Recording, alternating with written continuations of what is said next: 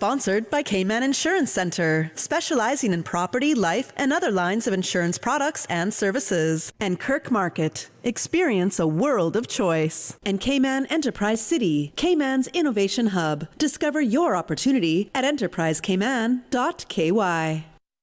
And now, Radio Cayman presents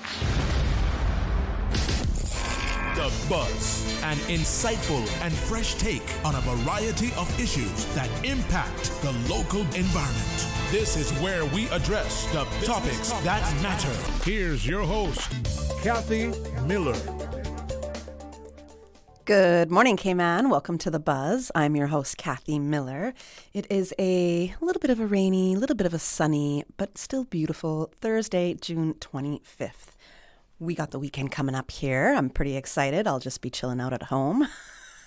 Those are my weekend plans. I told you all that I'm going to be taking June as the month of rest. So that's what June is for me. It's a bit of a month of rest. So this morning on The Buzz, we have open line all morning long. Very rare that that's going to happen.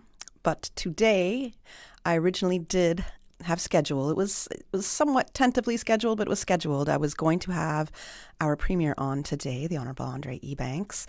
However, knowing that Parliament was in session, we were kind of looking at the days like, we don't know if it's for sure going to be today. And he did let me know early in the week, this Thursday morning might not be the best, Kathy. Let's try to reschedule it. We are rescheduling that, so we're looking at a date. It might be the 14th of July. We don't know yet. Things are always up in the air in that sense. However, when he does come, we are going to be talking about the NCFC's first year in government. He did come on with me just about a year ago, him and also the Honourable Minister Wilson Anglin.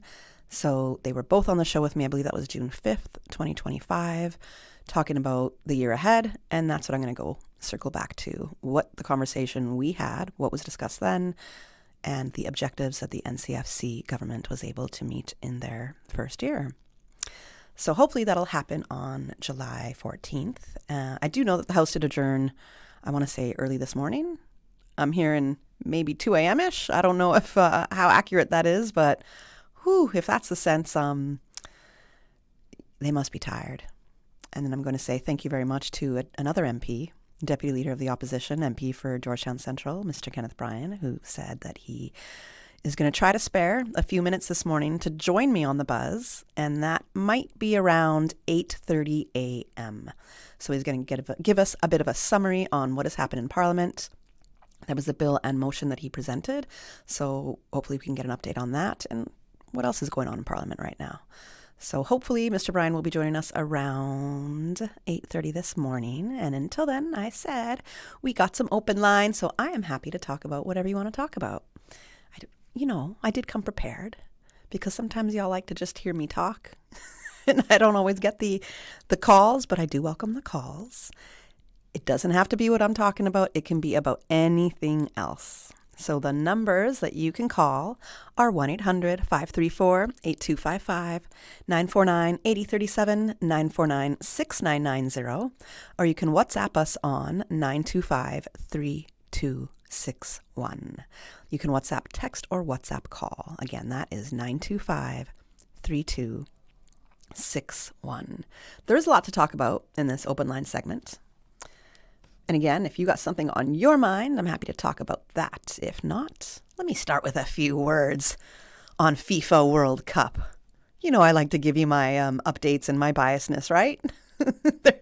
There's no objectiveness in my reporting of FIFA World Cup. These are my personal feelings here. So on Tuesday, I did make it known that I was cheering for Croatia, right? So Croatia, who beat Panama, luckily, by 1-0.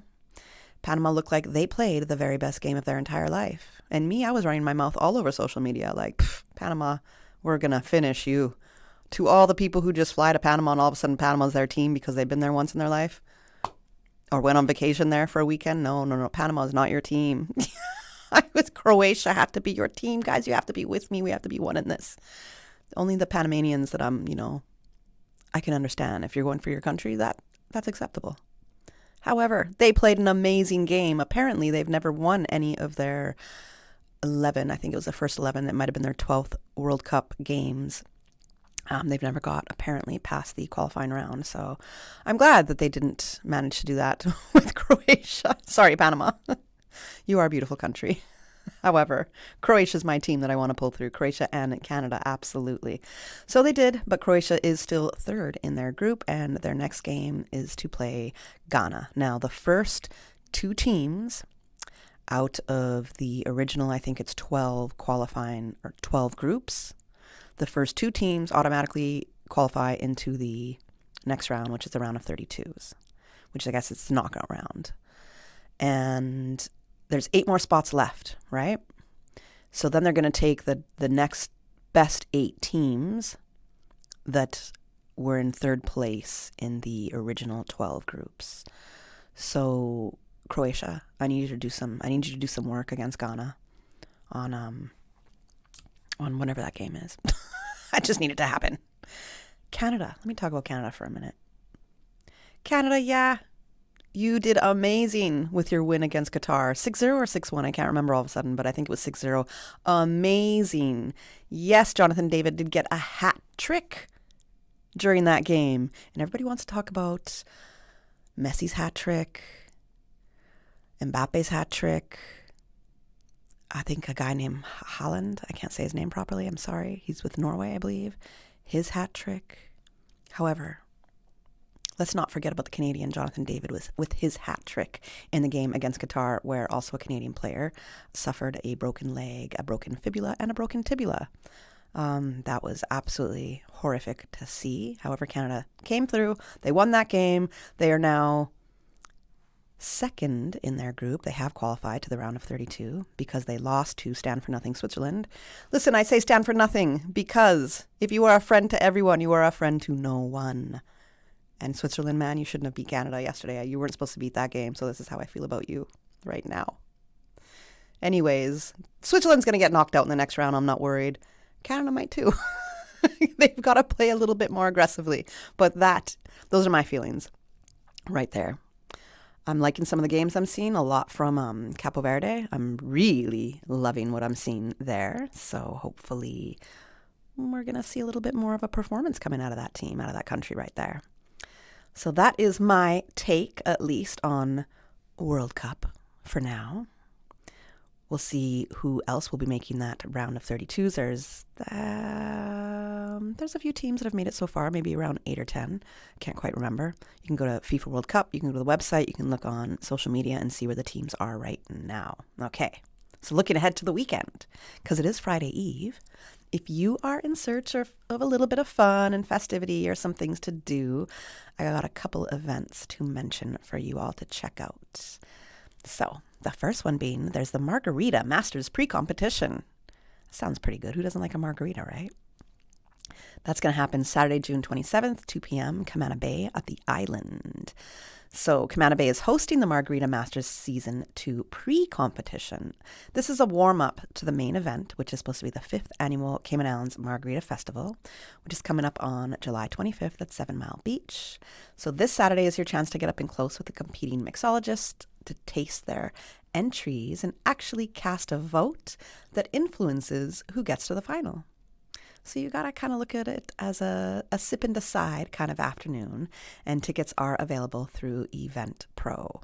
I like this because I like the idea in the bar scene of how they're creating a little bit of community and championing the people within their industry.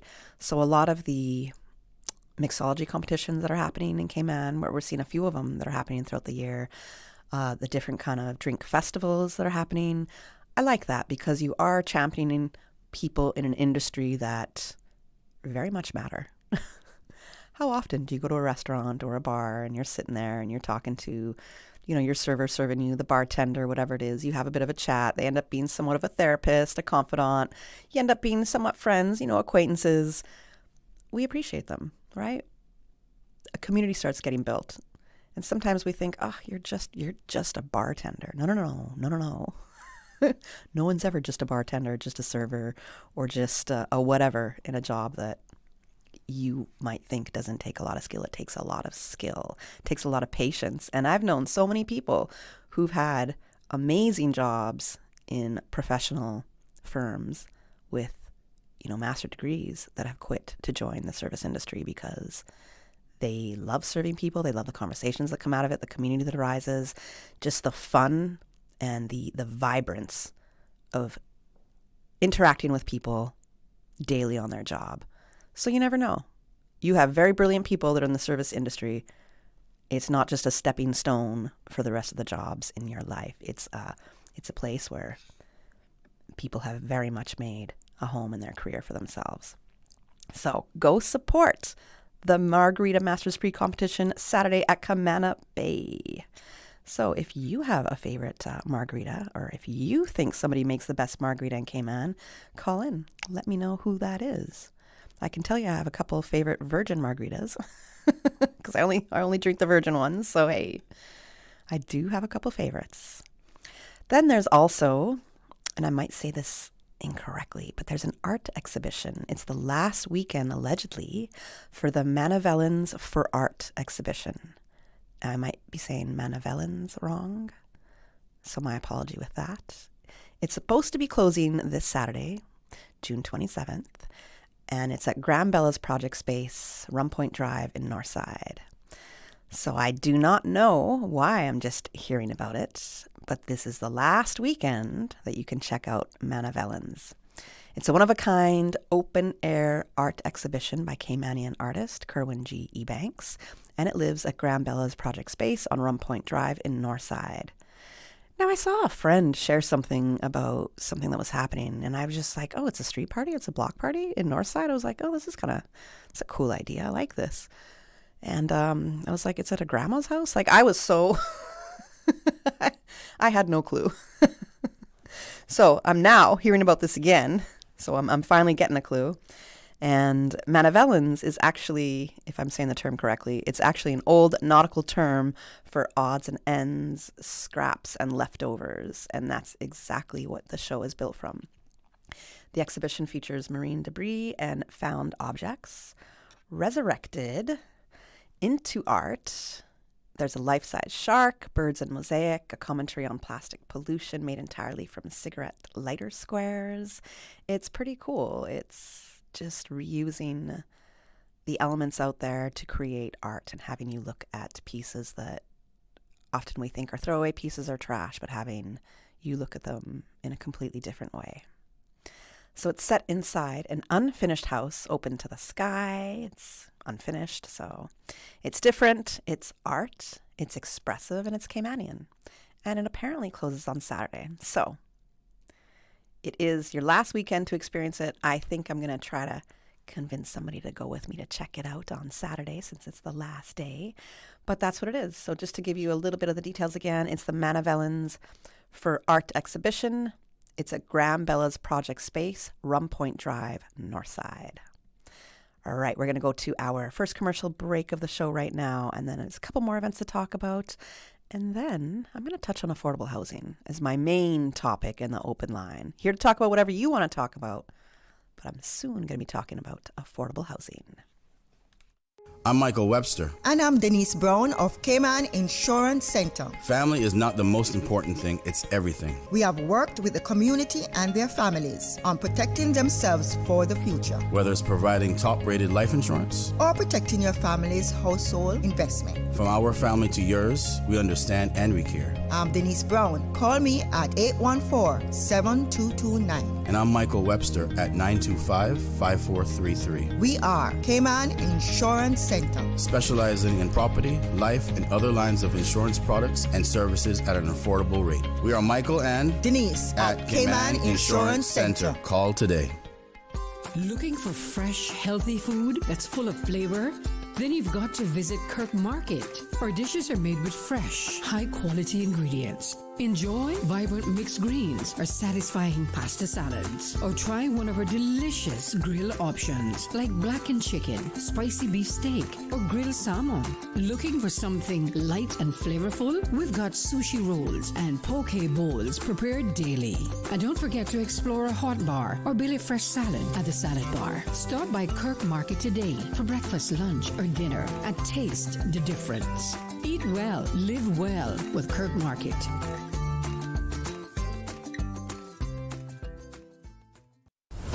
Cayman founders, this is your moment to build beyond borders. The Enterprise Cayman Launch Labs Incubator is helping Cayman's entrepreneurs build scalable, investor-ready ventures right from Cayman. Over 14 weeks, collaborate with global mentors, take part in expert-led workshops, strengthen your strategy, and prepare to pitch to investors. Powered by DMZ Toronto, this is your opportunity to build locally and scale globally. Applications close June 30th. Visit enterprisecayman.ky and apply today.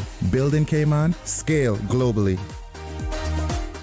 The Buzz with your host, Kathy Miller.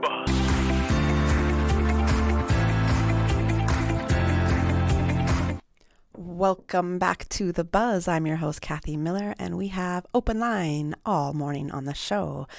A little bit later, maybe around 8:30, I'm hoping that MP for Georgetown Central and Deputy Leader of the Opposition, Mr. Kenneth Bryan, will be joining me for about a half an hour to give a bit of a summary on Parliament. I understand that they adjourned the House at around maybe 2 a.m. this morning. So thankful if he is able to come in, because that's a long night. And I'd like to get a little bit of an update on what did happen in Parliament and talk about the motion and bill that he did present as well. So to get back to what is happening this weekend, there's a couple things going on, as I mentioned. There's also something called a Dad's Kite Fest, and that's going to be happening in West Bay. I'm trying to zoom in on the flyer here. I'm getting more blind as the days go by, unfortunately. So it's a kite fest, and it's put on by MP Julie Hunter, and it's a day packed with traditional kite making, games, food, family, and fun, and Caymanian culture. The first 50 children attending with a parent will receive a free kite. That's kind of cool. 11 a.m. to 3 p.m. Saturday, June 27th at the West Bay Heritage Park. So that is a Dad's Kite Fest. As I mentioned, aside from the kite making and the kite flying, there's also going to be traditional gig spinning and craft making. There's going to be a bouncing castle and a candy piñata. Yes. Hot dogs and snacks for kids as well. So that's at the West Bay Heritage Park this Saturday, the 27th of June, 11 a.m. to 3 p.m. Also, a little bit for the kiddos too, and for the early birds, and I absolutely mean early birds, which is definitely not me. The Summer Bounce Fest 2026 kicks off at the Academy Sports Club in Georgetown from 5 a.m. on Saturday morning. I will not be there. 5 a.m. But I hope a lot of you will be. All right. So this is one for the fitness community and people who like to start their weekend by actually sweating very early rather than just thinking about it and talking about it. So you can check Event Pro for the full details, but that's going to be at the Academy Sports Club here in Georgetown from 5 a.m. this Saturday. So, there's different events going on. I'm going to turn from entertainment to some news highlights as well this week. I'm a big sports fan. We know this. My favorite news, as it came last week, I mentioned it. My favorite news was how amazing both Jaden Reed and Devontae Howell did at the NCAA finals last week. It just blew me away. We have two men that are running sub 10 in the 100 meters, and Jaden Reed, who has the world lead in the men's 200. The world lead, guys. He has the fastest time in the world right now for the men's 200 meters, the Caymanian, Jaden Reed. I know I've mentioned this, but this is huge news. And so on the heels of that, I'm very happy when I saw the announcement that Jordan Crooks is returning to professional swimming. I am most grateful to hear this news, as Jordan announced in May 2025 that he was taking a break from the sport.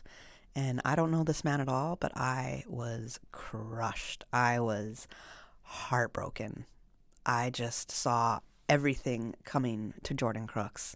And he's achieved so much. And I was just so looking forward to everything else that was coming. That when he said he's taking a break, I heard retirement in my own little head. That's not what he said at all. And I was just worried, like, Jordan Crooks also swam the fastest. He had a world record-breaking time. Caymanian. Of course we want to see more we want to see what else the world is going to give him, what else he's able to accomplish out there. So knowing last year that he announced that he's taking a break broke my heart a little bit. But just not yesterday, the day before, I saw the info come. So Crooks made history for the Cayman Islands at the 2022 World Short Course Swimming Championships in Melbourne, where he won the 50-meter freestyle, defending champion Ben Proud. He then defended that world title in 2024, and in doing so became the first swimmer in history to break the 20-second barrier in the short course 50-meter freestyle, posting a world record of 19.90 seconds. At the 2024 Paris Olympics, he became the first Caymanian swimmer to qualify for and reach an Olympic swimming final, finishing 8th in the 50-meter freestyle. I remember him being projected. We all, of course, all of us in Cayman were like, he's going to take gold, because why would we think anything other than gold? But I think one of the most beautiful things was seeing how many people in the country came together to watch Jordan swim and cheer for him, no matter the outcome of that race. I think that was one of my favorite experiences. I was at the Constitution Hall, and it was packed.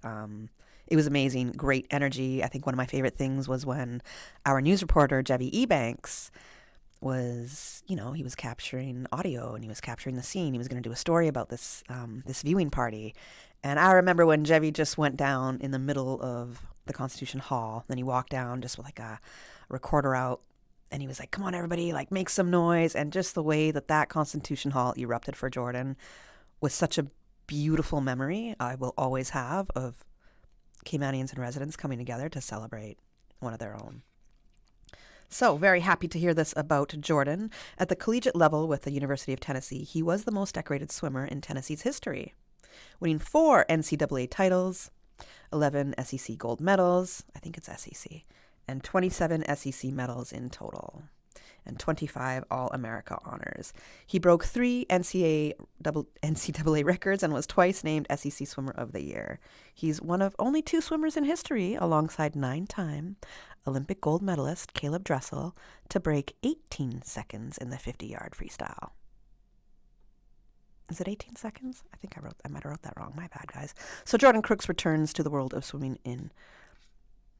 That is a very, very, very welcome one for us. Now, the Ministry of Youth, Sports, Culture, and Heritage put out an announcement, I think it was just 2 days ago, announcing the return of Jordan Crooks to international competition. And they said that after a short break from the sport, Crooks is officially back in the pool, setting his sights on representing the Cayman Islands on the global stage, with the goal of competing at the 2028 Olympics in Los Angeles. So, reflecting on his return to the sport, Crooks shared that, quote, I am grateful I had the opportunity over the past several months to complete my studies and plan for my future. I am excited to return to swimming at a professional level and represent the Cayman Islands. And Jordan Crooks, we are very excited for you as well. Maybe more excited than you are. So can't wait to see what's in store for you. All right. I'm also going to touch on, now I know that we've been seeing this a little bit, but I want to touch on it because I didn't check yesterday if the new tourism numbers have come in for May.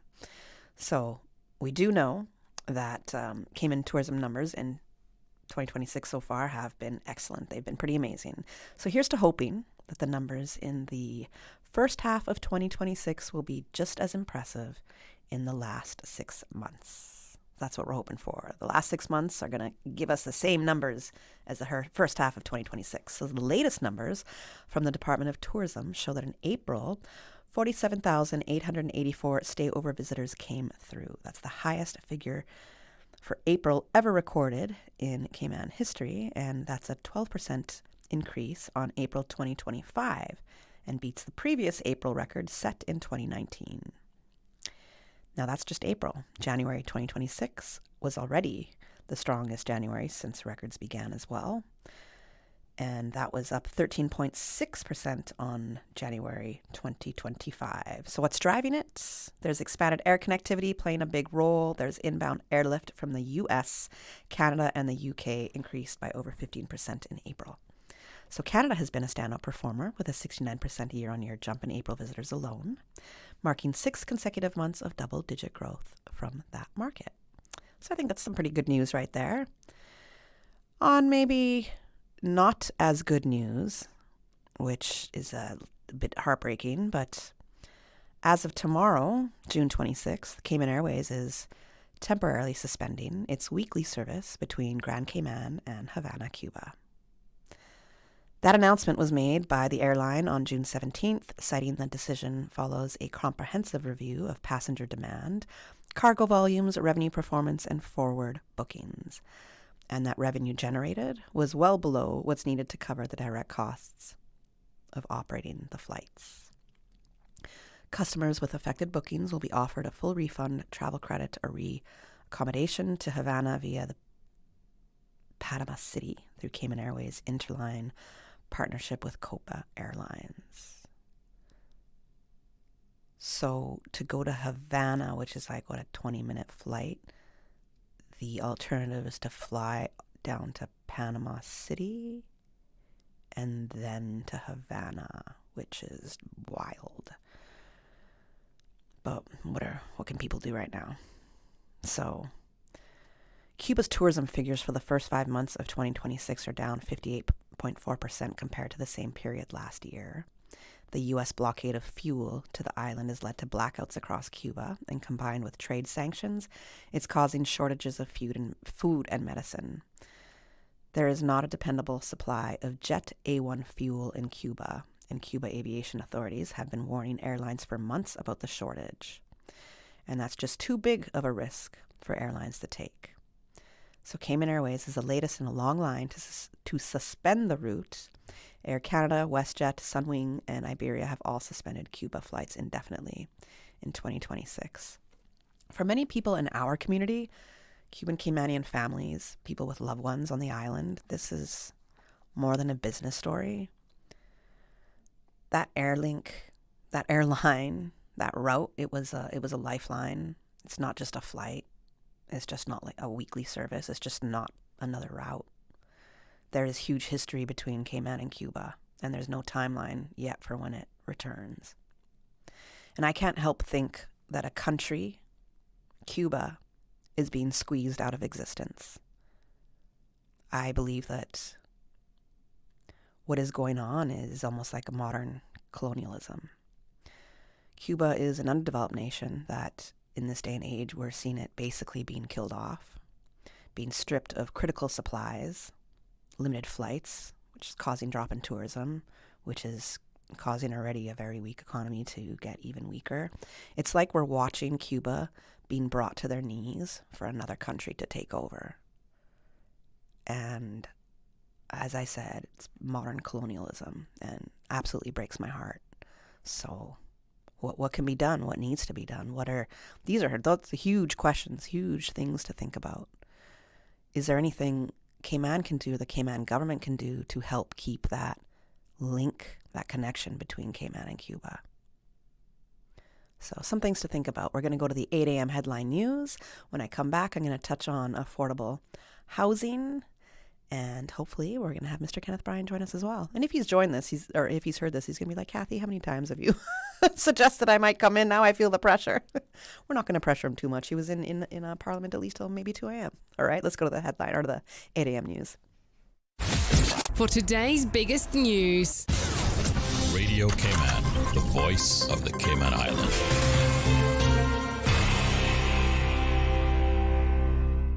It's time now for Radio Cayman's 8 o'clock morning news. I'm Dion Anglin. It's a green light for a private member's motion to increase the personal duty waiver allowance for returning residents. The current 500 duty-free allowance was introduced in 2018. At the time, it represented a welcome adjustment. However, 8 years later, the economic reality facing Caymanian family is vastly different. That's why motion mover Georgetown MP Perlina McGaw-Lumsden has asked government to consider increasing the waiver allowance to $800, a move the National Coalition for Caymanians administration supported.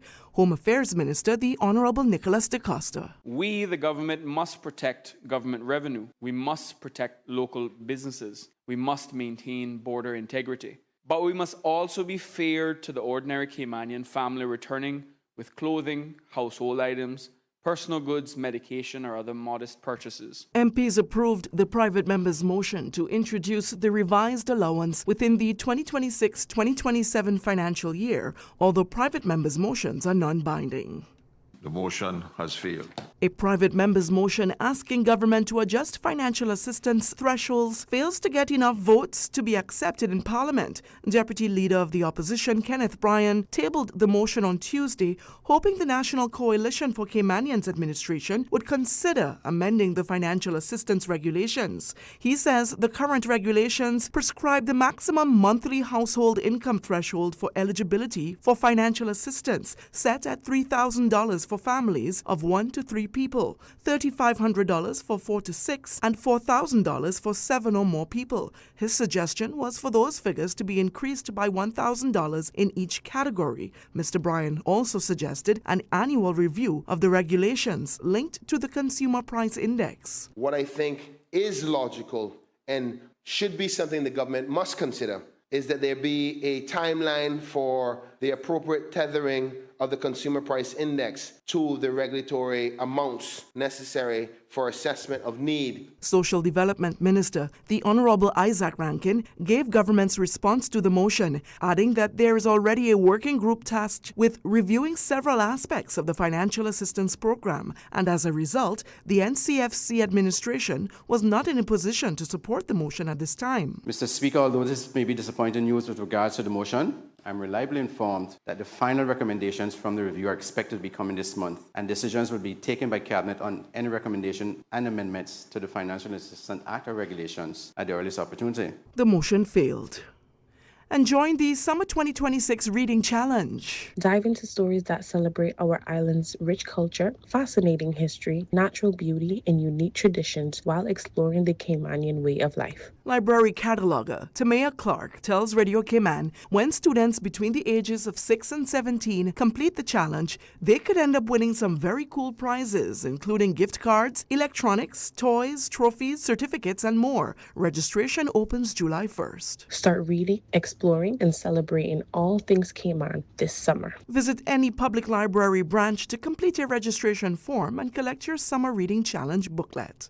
And now for a look at news from around the world, here's the BBC. 2 back-to-back earthquakes have rocked northern Venezuela, flattening buildings in the capital Caracas and across several states. At least 164 people have died, but experts say the number could well rise to thousands. The United States has promised a quick response. While on a visit to Bahrain, the Secretary of State, Marco Rubio, said the US effort would be big, fast and effective. China, India and the European Union have also pledged to help Venezuela with rescue operations. During his trip to the Gulf region, Mr. Rubio also tried to reassure allies that the Strait of Hormuz would remain toll-free. Iran has suggested that it will charge ships for transiting the key strategic waterway. At least a dozen activists have been arrested near Kenya's parliament as they gather to mark the second anniversary of anti-government protests. Officers also fired tear gas to disperse demonstrators marching towards Nairobi's central police station. That's it for Radio Cayman's Morning News. I'm Dion Anglin.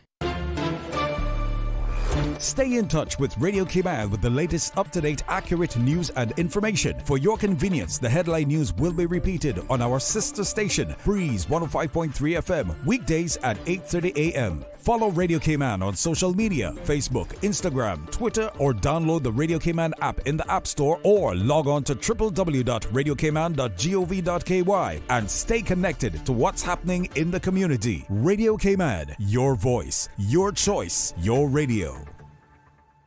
For the Health of It, heard on Wednesdays at 7 p.m. and repeated on Saturdays at 9:30 a.m. is brought to you by The Light Room. Tired of being unwell and struggling to find the energy and vitality to live the life you desire? Come get recharged from the inside out at The Light Room. Our non-invasive, holistic energy enhancement system detoxifies and energizes the body, enabling self-healing and balance. Book online at www.thelightroom.ky or call 938-HEAL, 38 Pasadora Place, GT.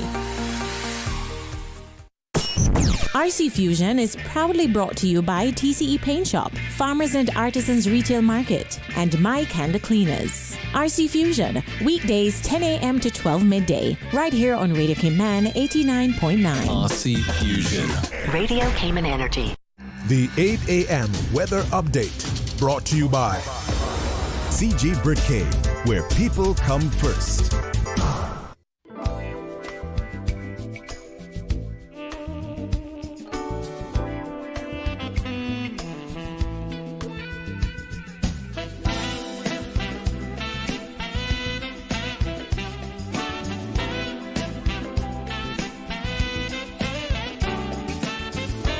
Good morning. Let's take a look at the latest weather report.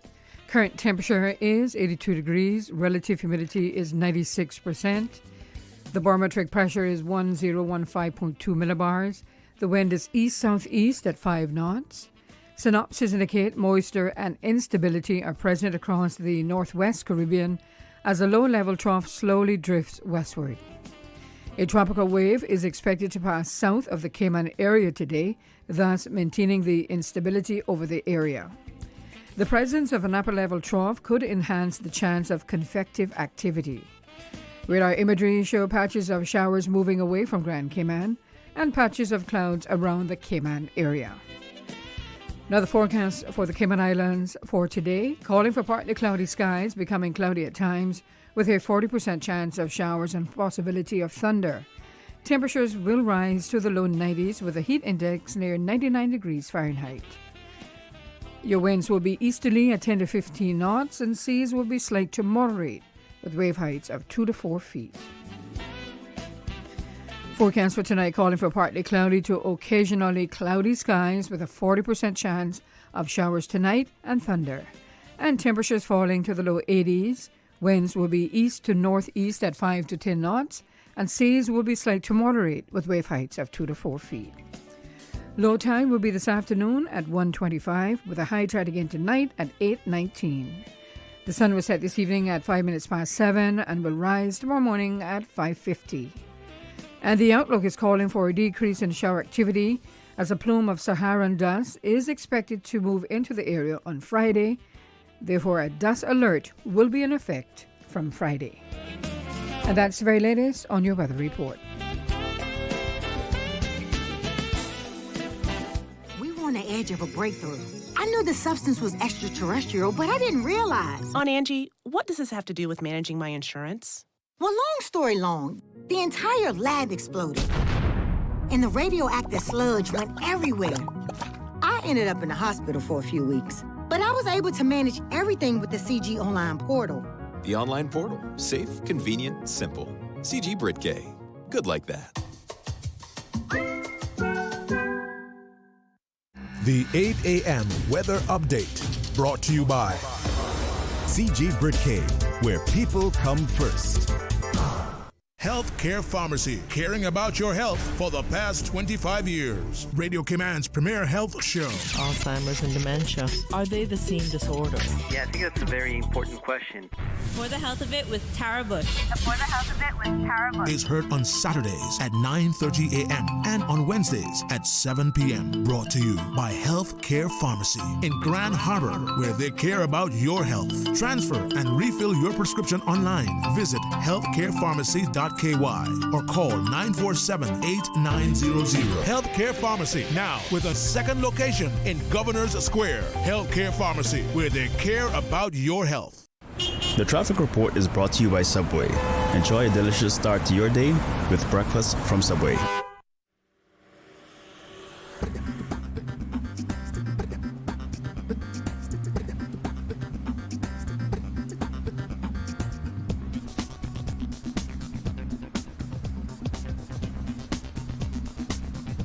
Good morning. Let's check in now with traffic, see what's happening on the road, see what's slowing, what's flowing.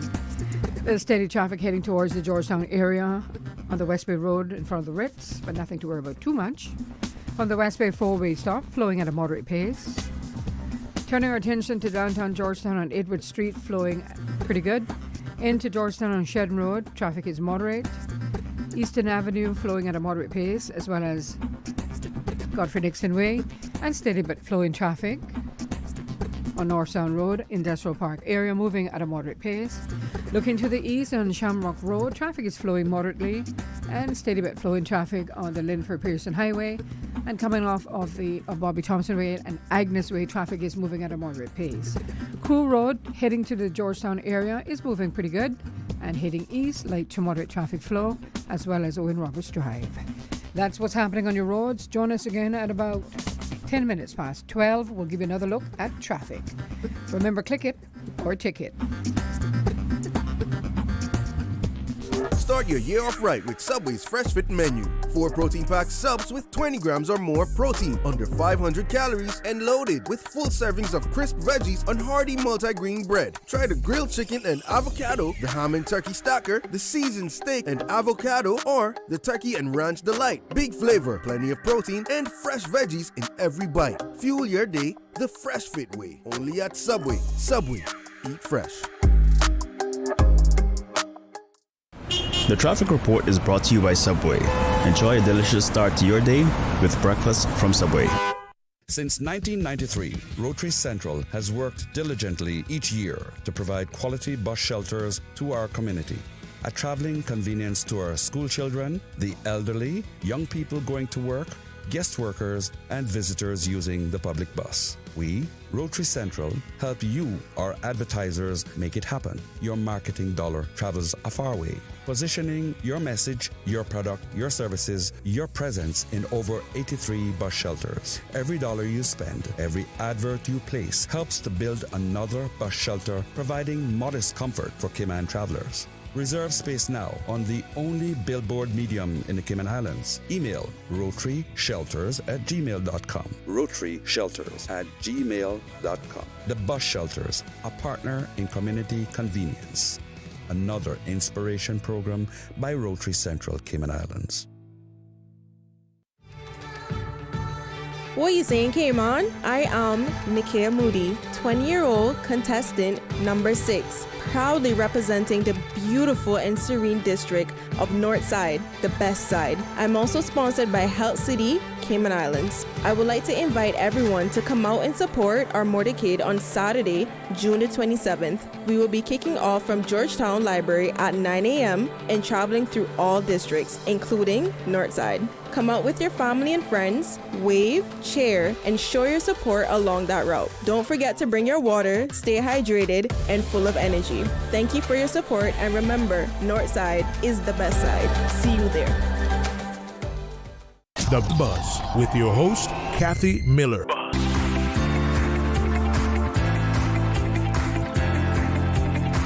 All right, welcome back to The Buzz. I'm your host, Kathy Miller, and I was given some news items, some top news items to consider that have happened over the past couple weeks.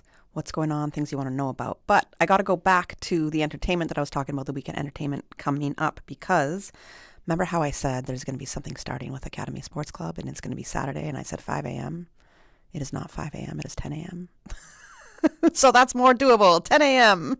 So I was wrong there, my bad. I have no idea how I got that mixed up, but I did. So it's actually 10 a.m. at Academy Sports Club, 10 a.m. to 5 p.m.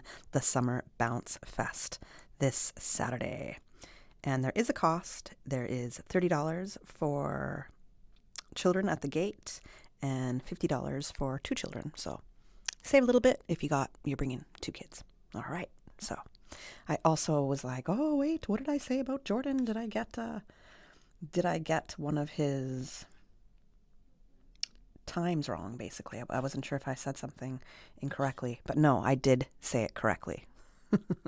So I did say it correctly that he did go under 18 seconds in the 50-yard freestyle. So it was 17.85 seconds in the 50-yard freestyle. That was a personal best and a school record that he set at the 2025 SEC Championships, making him one of only 2 men in history to break 18 seconds in that event. So I went to go correct myself there, but I was right on that. So now, some other big news that we have, especially for Radio Cayman. Tomorrow, I'm very happy to say that after several months of renovation and some changes going on and all the rest and all the different moving parts happening here at Radio Cayman, we are having our Radio Cayman building rededication and renaming tomorrow. So we're inviting people to join us.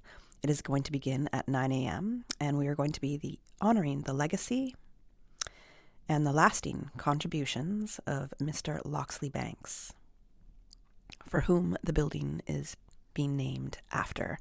So is that you, Mr. Banks? Do I see you in the studio shadows over there? I should have been like, Mr. Banks, come join me on the buzz and let's talk about this and all the rest. You can come in, you have a few minutes. I'm supposed to be having, I don't know if Mr. Bryan will be coming on, but if you are there and you're listening to me, I have myself not been able to have a chance to talk to you about the renaming of the building to you. So you're absolutely living legacy right now. And so many things that you've contributed to the Cayman Islands and Radio Cayman and broadcasting and keeping our community together. So you're welcome, Mr. Banks. If you want to come for a few minutes, you can. If not, because, I'm just throwing that out to you out of nowhere all of a sudden.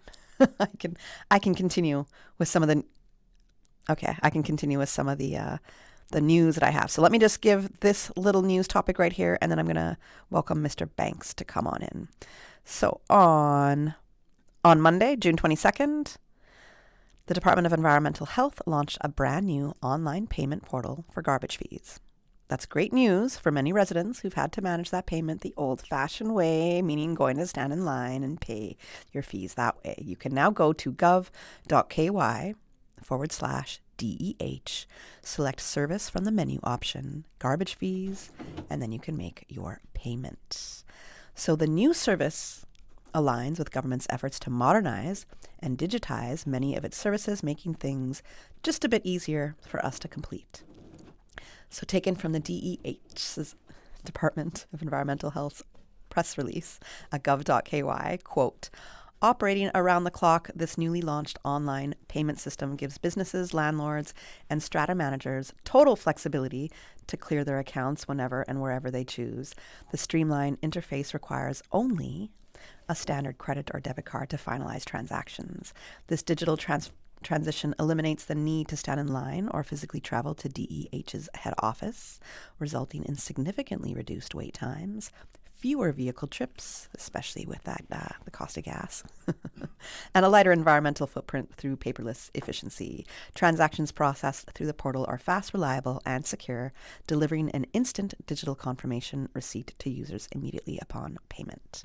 So that is the announcement coming from the DEH that you can now pay your garbage fees digitally. So good to know about that. And now, in my very impromptu welcome to Mr. Banks. Good morning, Mr. Banks. How you doing? Welcome to the buzz. I haven't, maybe I've had you on some topic. I can't remember, but welcome. Yeah, some time ago. It's I guess all familiar surroundings over the last, actually, going into 51 years. 51 years. That's pretty amazing. And I think what I love is even upon your time, because you retired right before I joined Radio Cayman, because I joined November 2007.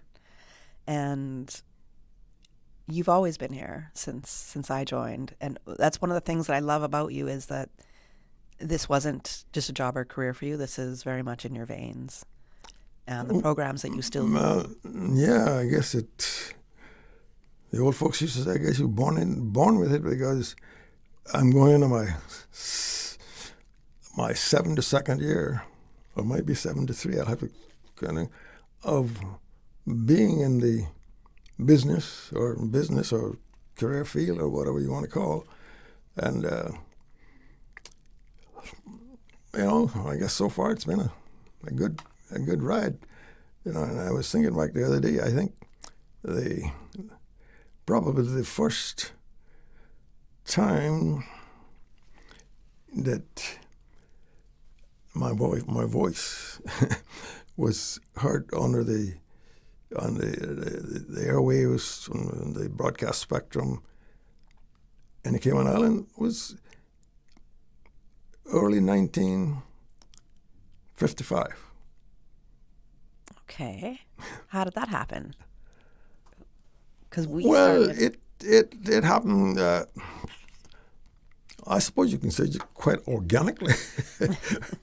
I mean, this is radio always fascinated me from the time I can remember. But as most people probably know, I left here at age almost 16, and my parents had me attend high school in Florida, in Miami.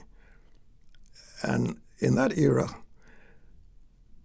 there was a radio station in Miami, WMIE 1140 on the AM dial, that had a program that came on every evening at 7 o'clock called the Cracker Jim Show, which was basically a music program.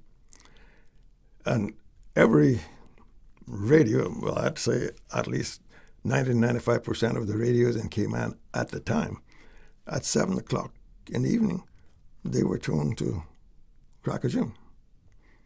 And I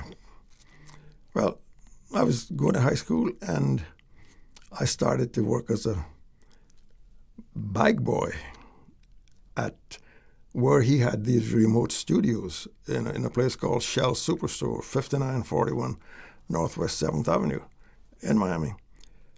And, of course, me being in this environment, I matriculated or migrated quickly towards this radio studio. And, he was getting a lot of mail from Cayman requesting songs of the era. And when he found out that I was from Cayman, and that I was, at the location probably 5 days a week in the evening time, he said to me, come up to the studio and, we'll talk. And quite frequently, I went up there. But, just getting back to a little bit of sort of history here, there was no telephones or anything out here. And there was a lot of traffic back and forth from Miami to Cayman with the seafarers going away, or usually it was when they were returning back home from sea. And there might have been 1 or 2 flights a week, but communications back and forth outside of the Cayman borders was usually by mail, and sometimes mail took a long time. But the Caymanians, and I think it probably started, I don't think it existed before my connection started with the radio program. They usually had to lay over in Miami maybe 2 days to catch a flight, because there was only, I think, 1 flight a week coming home to Cayman. And they would come up to the Shell Superstore, which was a forerunner of all what you call now the Walmarts and so forth. Their motto was they had everything, they could supply everything to you from a haircut to a shoe shine. And it was literally in that. I mean, they had restaurants, they had all the various wearing apparel, they had a full grocery line, they had music stores, they had shoe repairs, they had, it was from a haircut, and they had barbershops to a shoe shine. And, but, back in those days, a lot of Caymanians, especially the seafarers, wore hats. And whenever they would come up there, and this studio was about the 2nd floor level, but it looked out over this whole area. And he would look down and see 2 or 3 gentlemen walking past the studio and really looking up on the studio with hats on. They're from Cayman. That was a signature look. Yeah. I think I might have mentioned that to him. And before you know it, somebody on the floor had come and said, "Hey, Cracker Jim wants to tell you to come up." And they would go up in a short conversation.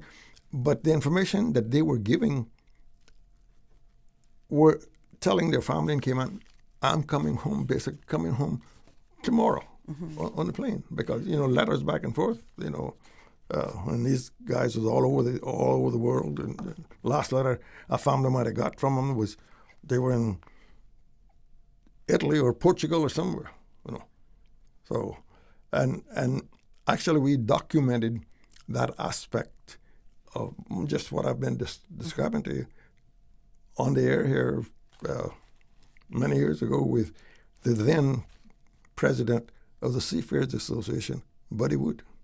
Okay, that's a great story, that's Mr. it, Banks.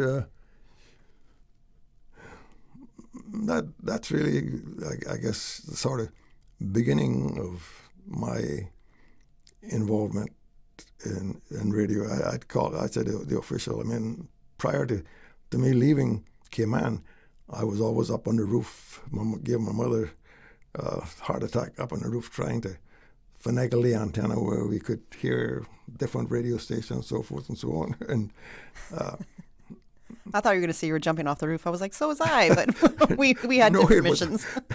It was a tall roof. The peak of the roof was, and that's where I had the two poles stringing the antenna wire. And back in those days, radio reception was very dependent on having what you call a good ground. In other words, you had a wire running from the radio into the ground, physically into the ground. And we lived right on the water down in West Bay. And, salt water aids good conductivity. In fact, salt water is a conductor. And I used to be back in water in the buckets, just go down, dip up a bucket of water and pouring it around this ground wire, just so hopefully I could get a better connection to ground. That's so interesting. That's just a little... Very innovative of you back then. Well, I have a guest coming for 8:30. Yeah. So right before I bring that guest in, and we are having the building dedication renaming ceremony tomorrow, naming it after you. How does that make you feel, Mr. Banks? Well, I try not to get too excited about. I try to kind of balance it out. Have the oars out on both sides, pulling with both hands, going forward, and never in my consciousness did I ever, let's say, I use the word aspire to or think that something like this would happen, but I guess it took roots and somewhere along the line and grown and grown and grown, and this is where it's come to. And I've had a good ride. I'm 88 past, going on 89, and I thank the Lord above for all His blessings. Beautiful. Yeah, I think it's quite amazing, and I'm glad that they're giving you your flowers while you are here to receive them, per se, and it's very much deserved. And Mr. Banks, I know you're quite humble, but I've been saying these days, I'm just throwing humble out the door now. I think you should pop your collar. That's my slang. I think you should celebrate yourself and where you've made it and how much you've done. So I'm glad this building renaming and dedication ceremony is happening. It is very much deserved. So yeah, we can be humble about things, but come on, man, it's very much deserved. What you just said, the thought went through my mind. My mother and father and my family was really, I guess, kind of the Caymanian culture. Don't be dilly-dallying, just keep moving forward. Yeah, keep going. No. Keep going. Thank you so much, Mr. Banks. We're going to go to a break right now, and I believe I'm bringing in Mr. Kenneth Bryan, Deputy Leader of the Opposition. I'm Michael Webster. And I'm Denise Brown of Cayman Insurance Center. Family is not the most important thing, it's everything. We have worked with the community and their families on protecting themselves for the future. Whether it's providing top-rated life insurance or protecting your family's household investment. From our family to yours, we understand and we care. I'm Denise Brown. Call me at 814-7229. And I'm Michael Webster at 925-5433. We are Cayman Insurance Center. Specializing in property, life, and other lines of insurance products and services at an affordable rate. We are Michael and Denise at Cayman Insurance Center. Call today. Cayman founders, this is your moment to build beyond borders. The Enterprise Cayman Launch Labs Incubator is helping Cayman's entrepreneurs build scalable, investor-ready ventures right from Cayman. Over 14 weeks, collaborate with global mentors, take part in expert-led workshops, strengthen your strategy, and prepare to pitch to investors. Powered by DMZ Toronto, this is your opportunity to build locally and scale globally. Applications close June 30th. Visit enterprisecayman.ky and apply today. Build in Cayman, scale globally. Are you looking for more weekend getaways with Friday flights? Well, Cayman Airways has added Friday flights to Panama for a limited time this summer. They're perfect for short and long weekend getaways, quick business trips, or easy connections across Latin America. And if Jamaica is on your summer wish list, seasonal summer flights to Montego Bay are also available. Call Cayman Airways on 949-2311, contact a travel agent, or visit CaymanAirways.com. See you on board our Friday flights to Panama this summer. The 25th Annual Talent Exposition of the Arts, Hope is Here, presented by the new Self-Help Foundation, Sunday, June 28th at the Hawkville Theatre. Proudly sponsored by Cayman Electrical Supply, Alba Elevators, Alba Services, Elite Marble and Granite, Browns Esso, Mike's Esso, Delworth's Esso, Ministry of Caymanian Employment and Immigration, Ministry of Education and Training, A.A. Rubis, and Dr. Steve Tomlinson. Tickets are available from the #1 shoe shop and Winner Circle Sports. Prepaid tickets $15 CI or $20 CI at the gate. Talent, exposition of the arts, poetry, dance, musical theater, and creative teachings. Hosted by Anika Jefferson and Lloyd Barker. Part proceeds from this event to benefit the Pines Retirement Home. Hello, Cayman. It's Elizabeth Jackson, proudly sponsored by Kirk Freeport, representing the culturally vibrant district of Bodden Town. Get ready to wave your flags, honk your horn, and show your support as my pageant sisters and I take to the road on June 27th for our exciting island-wide motorcade. You can join us at 9 a.m. by the Georgetown Public Library. We're going to be stopping in every district, spreading smiles, excitement, and the Cayman-kind spirit. Hope to see you on the road. The Buzz with your host, Kathy Miller.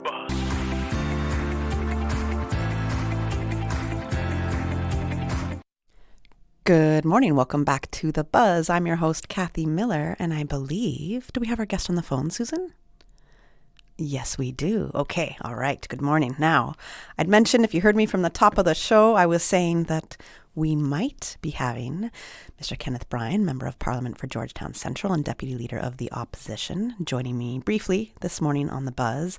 I did mention that Parliament, the House adjourned at maybe around 2 a.m. in the morning. And Mr. Bryan did confirm that with me, but he did take the time, which I'm very happy with, to call in, and he's here to give us an update. So good morning and welcome to The Buzz, Mr. Bryan. How are you doing? And good morning, Kathy. I'm doing okay. Bit tired, but I'm okay. I'm glad to be on your show. I'm so sorry I couldn't be in studio or be on longer with you guys today because I've been dying to get on your show. But I'm pleasure to be on, even if it's just by radio, to interact with your listeners and your audience this morning. I'm going to make a promise on air to do better in reaching out to you. So thank you for even agreeing to come on to join us for, in the last minute, kind of say, hey, I got a little bit of room. I know you've been wanting to come on, but I will do much better in reaching out to you to get some plans going for more appearances with you on The Buzz, because I'd love to have you on. You and I would have great conversations as well. Thank you. Look forward to that. Thank you for keeping your word and joining me this morning, because I know you must be very, very, very tired. So it's great to have you on. I'm going to let you take over, per se, in a sense. Okay. So you wanted to give a bit of an update on Parliament. Yeah. So, thank you again. We always try to engage with the Radio Cayman listeners as to what we're doing. And last night proceedings ended at 2 a.m. I'm kind of late, and we got to do better with our scheduling in that respect, because we did 2 full days, Tuesday and Wednesday, going into the late wee hours. which doesn't help with good productivity because, quite like doctors and pilots, you're not supposed to be making severe decisions when your cognitive skills start to decline after rest is limited. And we are making laws on behalf of the people. People when they get tired, they start to just not pay attention, not read everything that's in the bill or within the motion or agree to things because they just want to go home. So I'm hoping that after last night's proceedings, I had to get up and kind of make a stand by saying to the speaker, I think we will no longer be attending after a certain hour because it's not fair to the process of examining the things that we do on behalf of the people. And if you make a wrong decision, it affects many people's lives. With that being said, though, even though it was quite a hot discussion and sitting, there was a large amount of successes in the sitting with the opposition getting a number of motions approved. I'm happy to hear and say that. The first one being the increase in the duty-free waiver for returning Caymanians, which the Honorable Deputy Speaker filed that motion, and it was passed as a seconder. So a little bit of relief for the people that do happen to get the opportunity to travel, and if they're returning, particularly because there's a lot of people who go away for the summer with their kids.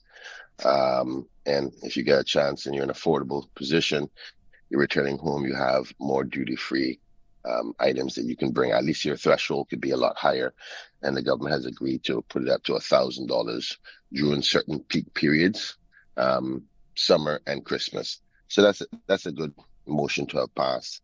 One of my motions the first motion in the sitting of the House was to amend the financial assistance regulations, because what we're finding is there's a lot more people who cannot afford to survive in the high cost of living, and the thresholds upon which you qualify are a lot lower than what the need is in the public domain. To give you an example of that,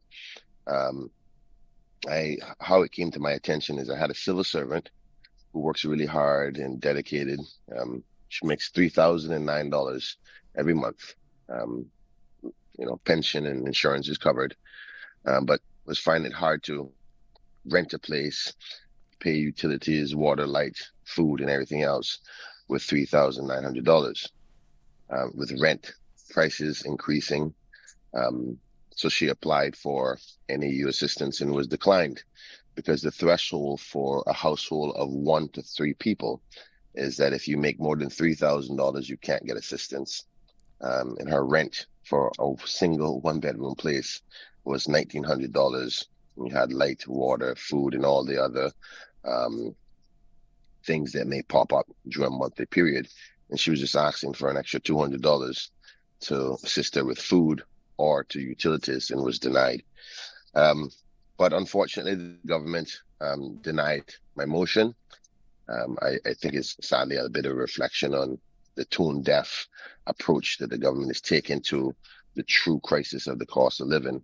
But I am happy to report that the Honorable Minister Isaac Rankin said that they are doing a review right now, but they won't accept my proposal, which was to change the criteria of availability for assistance in each threshold by $1,000. So in the case of that Caymanian woman, civil servant, she would be able to be eligible for assistance if she's making less than $4,000. Because in the current proposal, if you make less than $3,000, you can get help. But if you make more than $3,000, you can't. So unfortunately, that wasn't passed, but hopefully the government will come back with their support in respect to that. I just want to I want to ask you regarding that motion there. Were reasons for rejecting your motion presented? Well, I guess I can tell you what the government said. I can't necessarily say whether the reasons were justified or not. They said that they don't want to make a decision until they finish the review. I think there was a tone of acknowledgement that, the current thresholds aren't adequate.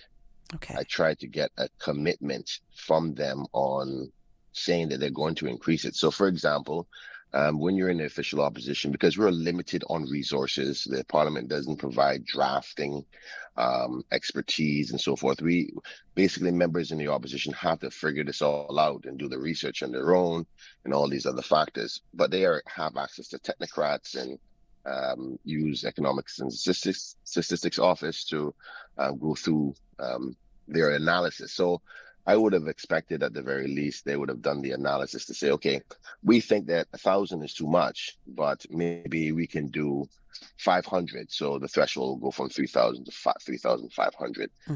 But it didn't seem as if they had fully done that assessment, but they're saying that they're doing a review now. So currently, once they do that review, unfortunately, we won't come back to Parliament again until September. At least that's the earliest date before we can come back to Parliament, due to the fact that the summer breaks of August, due to summer break in August and July.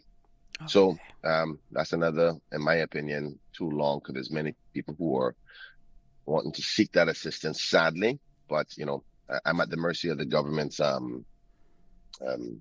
powers. So right. Those are the circumstances behind that. So I'm assuming that they've done the data analysis. I'm going to ask you as well, because when you came up with the suggested new thresholds, for example, instead of 3,000, 4,000 being the next new threshold for people, 1 up to 3 people in a household, right? How did you come up with that threshold? And was it through, the ESO Very stats? Good question. See, Kathy, that's exactly why I wanted to come on your show. So we try to analyze these questions, right? So don't stroke my ego, Mr. Bryan. No, or go ahead. No, it's a serious, legitimate question rather than just taking the answer. So I went through the economics and statistics database as to what is your average rate for a 1-bedroom household in the Cayman Islands? What is the average rate for a basket full of food per week? What is the average cost of these number of different things? Mm-hmm. Hello? Did we lose you? Did we lose Mr. Bryan? Oh, I think the call might have dropped. If the call dropped, we can go to a quick commercial break right now, right? And then bring him back. We got to go to commercial break anyway, so good timing. Looking for fresh, healthy food that's full of flavor? Then you've got to visit Kirk Market. Our dishes are made with fresh, high-quality ingredients. Enjoy vibrant mixed greens or satisfying pasta salads. Or try one of our delicious grill options like blackened chicken, spicy beef steak, or grilled salmon. Looking for something light and flavorful? We've got sushi rolls and poke bowls prepared daily. And don't forget to explore a hot bar or Billy Fresh salad at the salad bar. Stop by Kirk Market today for breakfast, lunch, or dinner and taste the difference. Eat well, live well with Kirk Market.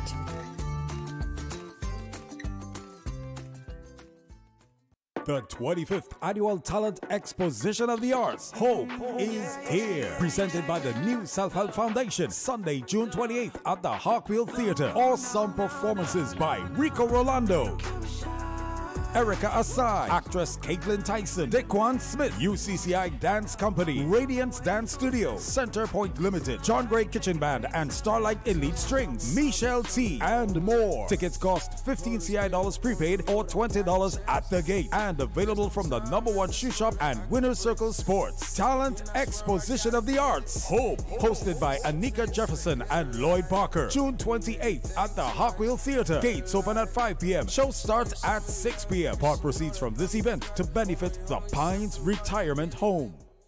Did you know there are over 100 Adventist-owned businesses right here in the Cayman Islands? Adventist entrepreneurs are making a powerful impact across Cayman. Join us on Sunday, June 28th at 2 p.m. at the Lion Center, Grand Cayman for the ASI Cayman Business and Career Expo. Explore products and services, enjoy exclusive discounts, free samples, giveaways, and exciting prizes. Need a wellness check? Enjoy free health screenings and relaxing massage therapy. Thinking about your future career? Young people, students, and job seekers, whether you're looking to grow your business, plan your future, network with professionals, or simply enjoy a great community event, this is the place to be. Admission is absolutely free. The ASI Cayman Business and Career Expo. Showcase, connect, succeed. Sunday, June 28th, 2 p.m. at the Lion Center. For more information, visit asikayman.interamerica.org. Hello, Cayman. This is your contestant number 5, Tamika Cox, hailing from the gorgeous district of Georgetown. I'm proudly sponsored by Alexander's Law and Metabase 58.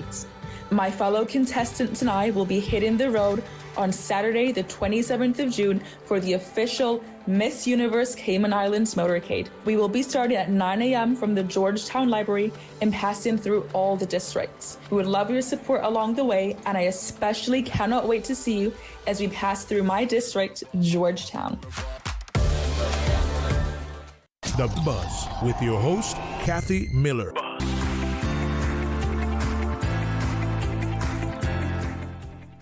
We're back on the Buzz, and we have reached Mr. Bryan back. We lost that connection on the phone call there. We're giving a little bit of a summary of Parliament, and Mr. Kenneth Bryan, MP for Georgetown Central and Deputy Leader of the Opposition, is giving us a bit of an update. So he was explaining just now on how he came up with the new suggested thresholds in his motion, which was to increase, I don't want to get it wrong. It was a financial assistance increase. Financial assistance. Yeah, for income thresholds. So thank you. Good morning. Welcome back to the show, Mr. Bryan. Thank you so much, Kathy. I do apologize for the It's okay. network problems. It happens. Yeah, so I came up with that threshold just by researching the ESO data myself. And obviously, I wouldn't be able to know what the government's finances are to determine whether they can afford to go up to 1,000. So though motions may not be agreed, based on parliamentary proceedings, when a motion is filed, it always says for the government to consider. So it doesn't put a binding obligation on the government to do it. It does ask them to consider it. So the reason I was disappointed why the motion was not even accepted is because it's a mere suggestion for them to consider. Now, naturally, if they're doing a review, one would think you say the government would accept and say, yes, we would consider that because we're doing a review right now. Thank you so much, member. You were right that we should be looking at this because the cost of living is that high. So indirectly, you're saying, yes, it needs to be changed, but you're not willing to accept the motion. I don't understand that. But the good news out of it is not about winning a motion. It's about making change for the people. So I respect the Honorable Minister Isaac Rankin. He said he's doing an overview. Hopefully we will get an update in short order as to what that review is, because the agreed point is that it's not adequate enough for the current cost of living. And though there is some positive signs of fuel potentially going back down within a few months after things in the Middle East and the oil-producing countries are starting to reduce tension now, we got to remember now that the cost of living increases started to happen even before particularly the war in Iraq started. Iran, yes, absolutely. 100%. It was from December. Correct. I'm so glad somebody else agrees with that because I was monitoring that. And a lot of people think, well, because there's an argument is, the reason why the cost of living is going up is because of the fuel prices. It was going up way before that because there's been some decisions, right or wrong, that were inflationary, like, say, for instance, the cost of labor, minimum wage went up. Exactly. Automatically, you saw stuff go up and trickle down back to the average person. So food, groceries, all these other things are going up. It's just the war in Iraq caused it to go up even further, where we had 100% increase on inflation, which affects the average person, and it even if it goes up by $15, $20 per month for you, if you don't have that money, that means a lot to the average person. So not to dwell too much more on that, the other motion which got a lot of attention was a motion on Caymanian participation in real estate. So this motion was brought by the Honorable Deputy Speaker, Ms. Perlina McGaw-Lumsden, and out of respect for the topic and not being seen to be biased in any capacity, as most people may know, my wife is a real estate agent. Mm-hmm. I did not participate in the the deliberations. I did not contribute, even though the standing orders allowed me to do so. Just perception-wise, I decided not to give any contribution. But I'm happy to say that it was widely received by the government members and the independent members, and it got full support. So the government will go ahead and do a review as to what changes need to be made to give the protection to Caymanians within the real estate industry. It's a very lucrative industry. Yes. So, can you give me just a brief summary of what that is? It was a motion she presented? Okay. I think I sent you the you did the order paper. You did while I was on the show, so I don't have the time. Thank you, sir. So the summary of it is that is to protect persons within the industry to be Caymanian only. So Caymanian only agents and what do you call them again now? Brokers. The agents, the brokers. Thank you very much. You can tell I'm still tired from last night. So the brokers and agents can be only Caymanian. Now, that does not cover, administrative staff and so forth. So, for example, an agency has, a secretary or somebody doing their accounts or what have you. But it's actually the core individuals within the industry that sells the real estate and the key beneficiaries of the real estate market from the sales itself, which is the broker and the realtor. So ultimately, the request is to make the necessary changes within the legislation to make sure that that's protected for Caymanians only. And Caymanians only meaning all Caymanians, not actually born or status, because the law does not distinguish between the two, and I rightfully agree with that, and persons married to Caymanians. So that's the proposal. Remember now, these are motions. They're suggestions for government to consider. So there will have to be a next step follow-up where the government will have to go off, analyze the legislation, talk to drafters to say, okay, how do we implement this policy concept, this policy idea that the Parliament has agreed to? And then they'll look at the legislation, not the regulation, and change the wording in a way for it to become effective by law, bring it back to Parliament, or if it's a regulation, they can do so in Cabinet, then the government will make the announcement for the effective date for that to be delivered. That's great news. So that motion was passed. It was passed and accepted by everybody. There was no dissension from that motion. So I think that it would be something that is welcomed by many people in the community because there has been a long cry for that. Now, there's some people that who said it didn't really make sense because the industry had a lot of people in it. But the Parliament is reacting to the cries of the people in respect to this industry. And obviously land sales is a very sensitive topic. So the spirit of the want or the need is to say if anybody's going to be in this industry, it should be Caymanians. So the next one, just trying to go through the list, operating from. I'm very interested to see what the pushback on what those legislative changes might be coming from, clearly your non-Caymanian real estate professionals. That's going to be an interesting one, but something to follow. Absolutely, for me, something to follow. So I don't think you're going to hear it from them particularly. Maybe you may hear it from somebody closely associated with it, because I don't think a work permit holder would ever dare put their head out and say, "No, you can't protect your own people." So I don't think you're going to hear much pushback. It may be behind closed doors, but I don't think from a political perspective they would be that bold to do so. Yeah, I'll definitely not get a panel for that one. Okay, let's move on to other orders. Motion number 4 was for fair land acquisition compensation. Now, this is one that is close to my heart and close to the leader's heart, Joey Hugh, whereby for many, many, many decades now we have an archaic piece of legislation that is not set for the modern times, upon which the NRA and lands legislation gives permission for government to compulsory acquire land from anybody in the country, anybody who is landowner, in the best interest of road development. So NRA comes in and says, I want to put a road through here. We put it into a gazette, and we've gazetted it. We can come and take the land and give you what price the law allows us to give you for. Now, the problem with the law is that it says they to pay you at the time the gazette was done. Now, for example, the gazette for the East-West Arterial that goes straight up to Frank Sound was gazetted, I think, in 1998 or early 2000. That's over 20 odd years ago, right? Easily. Now, the value of the land when it was gazetted will be a totally different value of the land when the government actually acquires it. So once the road gazette is in there, until they're ready to use it, you're allowed to keep your land and use it however you feel fit. But when the government delivers the road, so for example, the East-West Arterial now, and they start to go down there and they say, okay, this parcel, that parcel, we need it for the road. They will acquire that and they'll give you a check. But they'll give you a check on the valuation of it over 20 odd years ago. And that's not fair in our minds from a constitutional perspective. The laws talk about fair compensation.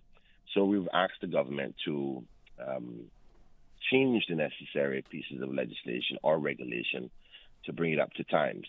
That it has to be within a reasonable period of time. So, for example, within 6 months to a year of the actual physical acquisition of the land, to rate the or qualify the rate per square foot within that period of time, and also a timely process of payment, because we still have up to today people whose land was acquired and people drive on the road every day. For example, Bobby Thompson Way. There's still outstanding a few $1 million owed to Mr. Bobby Thompson on the basis of the dispute over what the value of the land is, because the law is so archaic. So ultimately, we are trying to get them to change that. They've agreed that that does need to change. The Honorable Minister, I must say, J.E. Banks, even when I was a part of the cabinet with him, was screaming that this had to change from then. So I know it's something that is a top priority for him.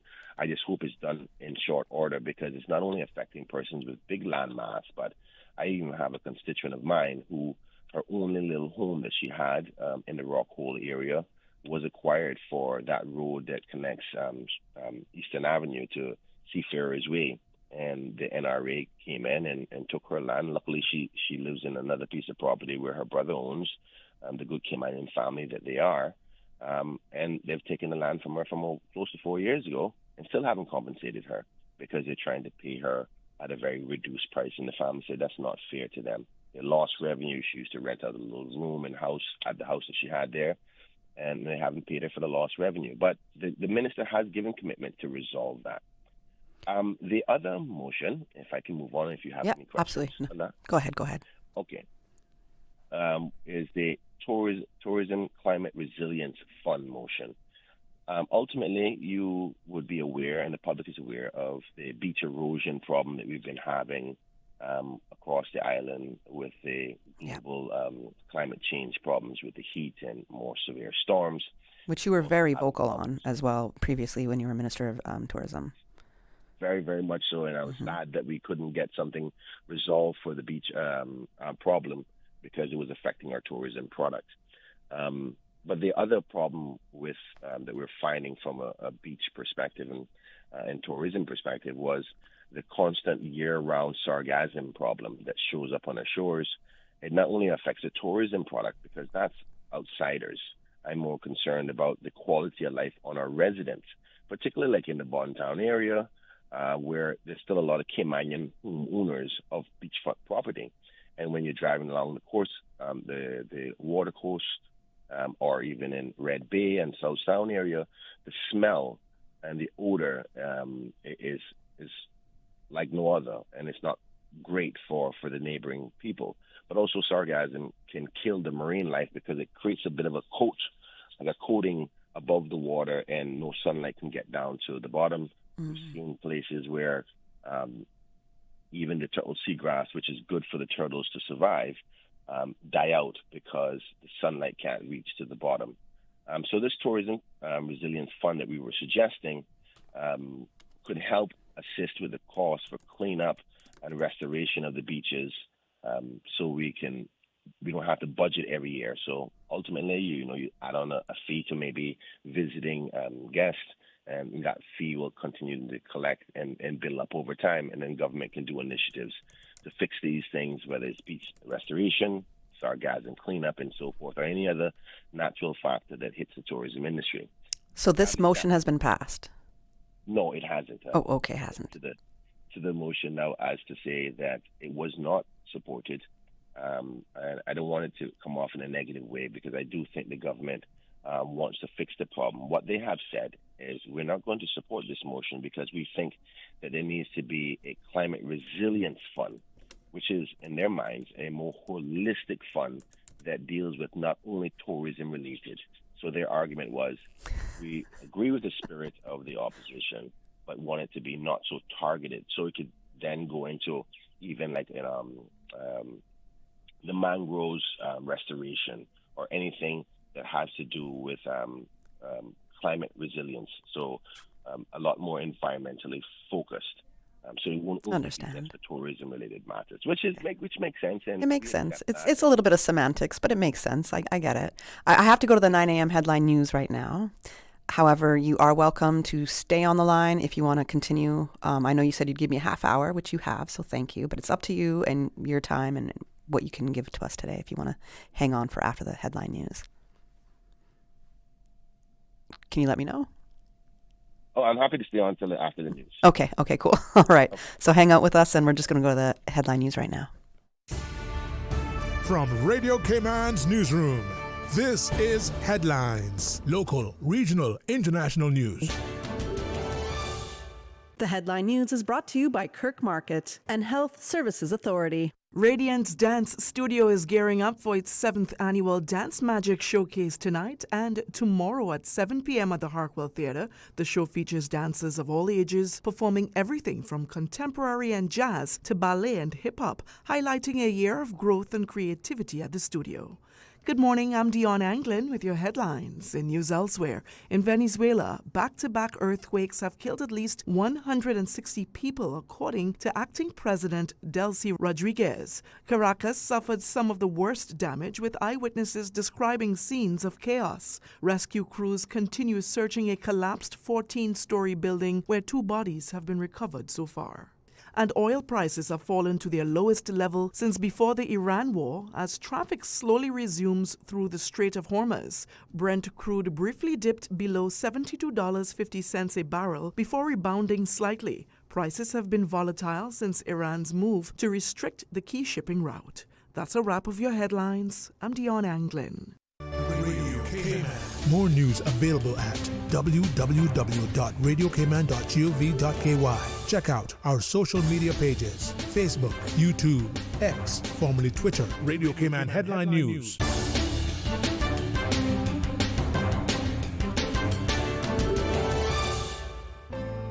Your Cayman Islands Health Services Authority has been the national healthcare provider of the Cayman Islands for many generations. We have elevated our level of care to ensure you, our patients, have the best possible experience. We offer better access to care close to home with the most locations on all 3 islands, delivering a full range of primary, secondary, tertiary, and emergency care. HSA is a JCI accredited organization, and we are committed to caring for you. Looking for fresh, healthy food that's full of flavor? Then you've got to visit Kirk Market. Our dishes are made with fresh, high-quality ingredients. Enjoy vibrant mixed greens or satisfying pasta salads. Or try one of our delicious grill options like blackened chicken, spicy beef steak, or grilled salmon. Looking for something light and flavorful? We've got sushi rolls and poke bowls prepared daily.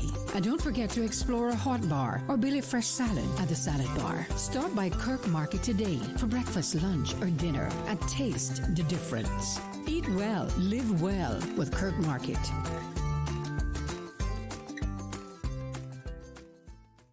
The Buzz with your host, Kathy Miller.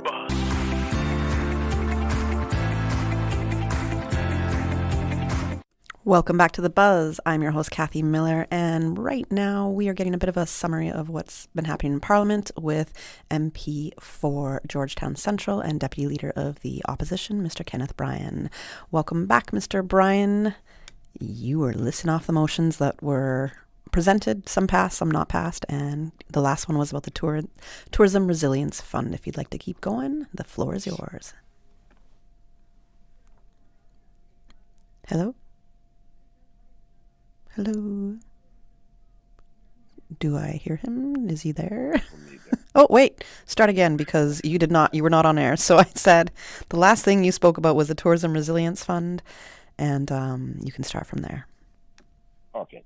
Well, I'm going to focus on the ones that are left that were approved and then talk about the ones that weren't approved at the end. Okay. So another one that was passed was the consumer protection and property evaluations. So ultimately, there is discrepancies. Many times people talk about this on the radio about when you're buying a piece of land or if you're selling a piece of land, particularly if it's owned by the bank. And foreclosures, there's disputes about, what the valuation is. And you can get 3 different evaluations with the variations within tens, if not hundreds of thousands of dollars with the valuation. And we want the government to review the processes and the regulatory framework upon which they're governed. Because currently, right now, there is no regulations that govern them. They're self-regulated. So we think that they need to be brought under one umbrella that is governed by the Cayman Islands government, and to create the necessary structure for that, so that the evaluations are more in line with each other. The variances shouldn't be no more than 5% of one evaluation to the other. And because they're supposed to be all operating under the same principles and guidelines of evaluators and the expertise as an evaluator. So the same information one evaluator should have compared to the other. If the variation is more than 5 to 10%, there's something wrong. So they did accept that and said that from a consumer protection perspective, it's something we have to address. So I'm very happy to say that was also accepted. One of the other ones that were not accepted, unfortunately, was the Residential Tenancy Act implementation. So the last administration had created a green paper, basically a paper ready for Parliament to accept with the updates to the Residency and Tenancy Act.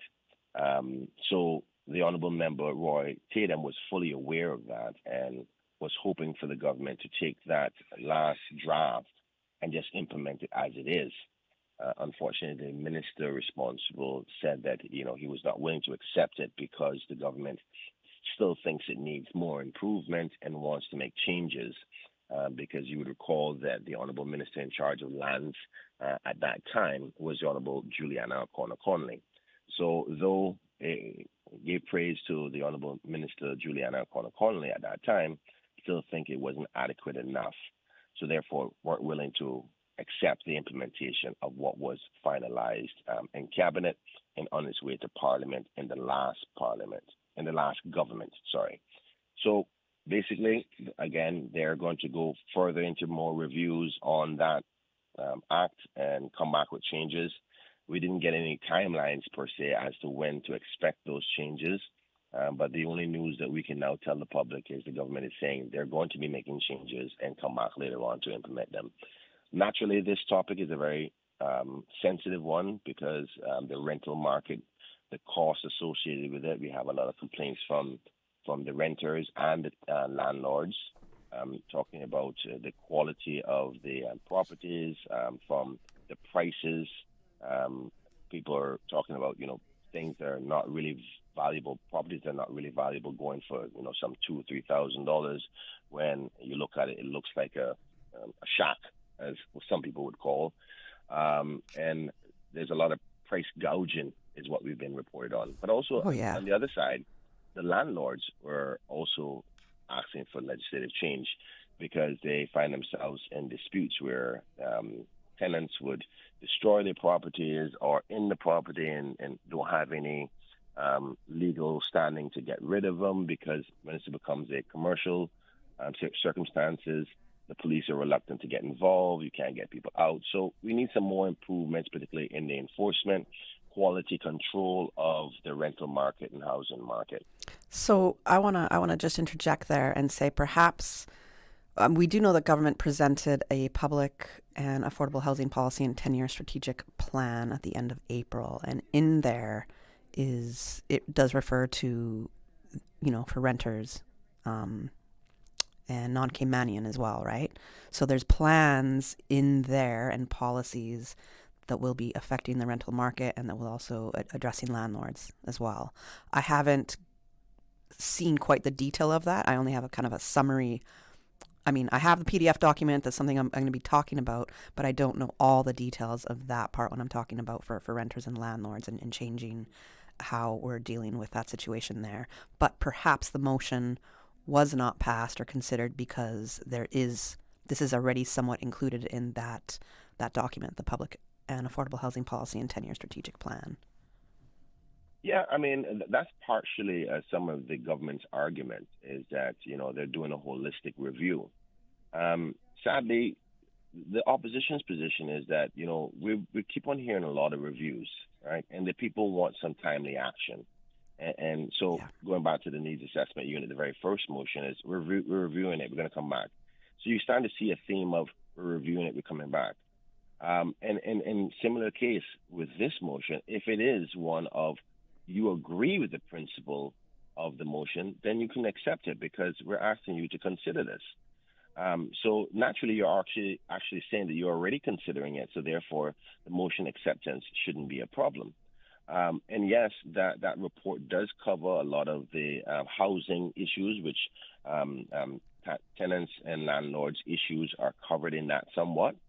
But the changes or implementation on that section of the housing problem, according to the Honourable Minister, we're looking at about 2 years before we start to see some impacts of that report.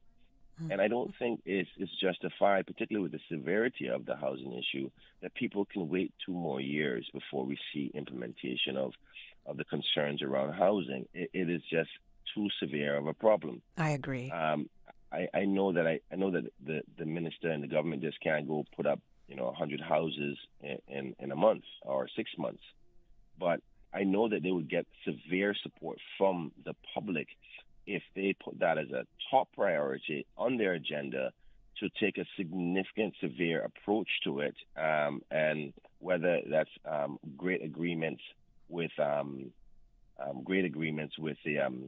with private sector, where there's subsidies offered to put a mandate of whether it's 100 homes within a year. But we don't have any timelines, no idea of the estimates of when this is going to happen. And that's where the issue comes in. So we're like, okay, yes, you're going to plan to deal with that within that report. But when?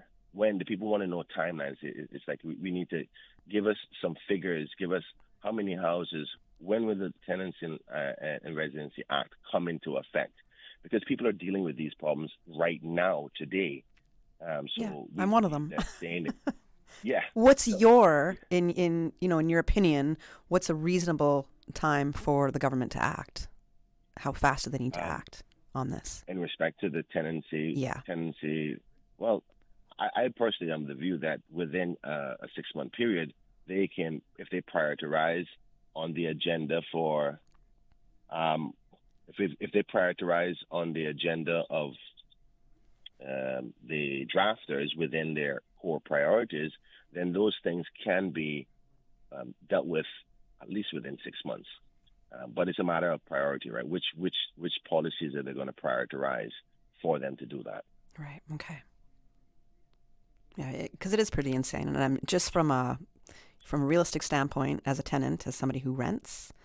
I had one rental fee in 2020 when everybody was asking for the rent to be reduced. I still was blessed. I had my job. I didn't have no issues in that sense. I did not ask for a reduction in rent. I still paid the full rent. And the next year, my rent went up. And in a matter of 3 to 4 years, my rent doubled. Wow. That was 3 to 4 years. That shouldn't be legal. No, exactly. My salary didn't double. And when I go and ask, I need a little bit extra. You know what I'm saying? Nobody cares about your rent and everything doubling. Yeah. Well, this is why we think that it needs to be an urgent priority. Mm-hmm. Now, granted, it's good to say that you're dealing with it. But if I'm saying I'm dealing with it, but it doesn't come around to be effective until 3 years from now, I mean, a person can potentially, go bankrupt by then, or, there's a number of things. I don't want to over-exaggerate the situation, but I think people are saying these are urgent matters and we want you to reprioritize your list of priorities and bring these things up to the top. And I think it's fair to say that housing is probably one of the top 3 issues in this country, clearly by anybody's metric. Agreed. So with that in mind, that's why I'm saying that the government should reprioritize. If you have other drafting instructions before your drafting team, which you only have a limited amount of drafters and it's a very detailed process, can you put that issue to the side for a little bit? This is a priority for the public. And so we can bring this to the people. So that's basically what we're saying. And we hope that the government is listening. I think they are. They know. And for those who are listening, if you think that this is a matter of priority, just tell your MPs, particularly those in the government side, to say, listen, we think this is a top 3 issue, and we want you to prioritize this as early as you possibly can in order to get the change. And that's what we are doing in the opposition, is to apply the public pressure, because obviously we don't have the numbers to reprioritize the government's agenda because we're not the government. But by talking about it, bringing it to the forefront of the discussion, bringing it to media like yourself, voicing it on the behalf of the people can chime in the conversation and say, Premier, Cabinet Ministers, whole caucus, this is right. We want this to be a top priority. That other thing like, fiber cable, yes, it's important. We need it for infrastructure. But should fiber cable be within your top 5?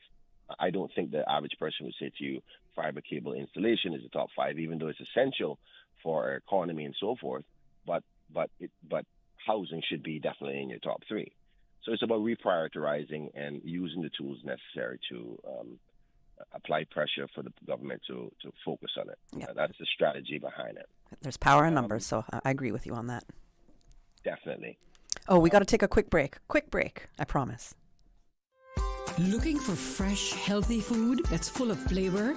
Then you've got to visit Kirk Market. Our dishes are made with fresh, high-quality ingredients. Enjoy vibrant mixed greens or satisfying pasta salads. Or try one of our delicious grill options like blackened chicken, spicy beef steak, or grilled salmon. Looking for something light and flavorful? We've got sushi rolls and poke bowls prepared daily. And don't forget to explore a hot bar or Billy Fresh salad at the salad bar. Stop by Kirk Market today for breakfast, lunch, or dinner and taste the difference. Eat well, live well with Kirk Market.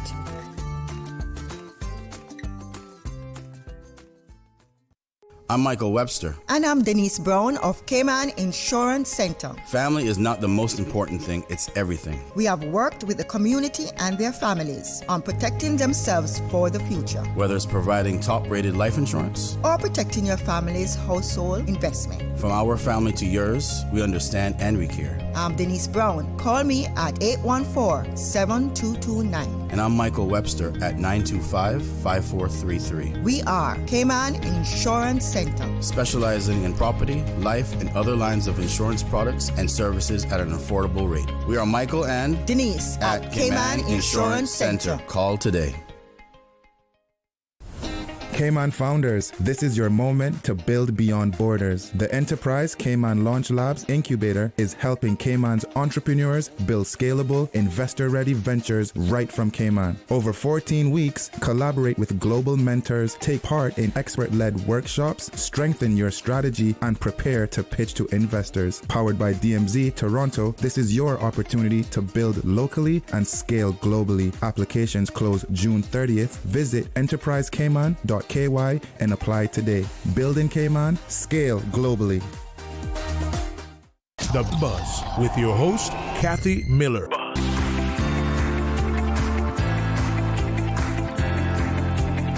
Welcome back to The Buzz. We are getting a bit of a summary of what's been happening in Parliament with MP for Georgetown Central and Deputy Leader of the Opposition, Mr. Kenneth Bryan. Mr. Bryan, take it away.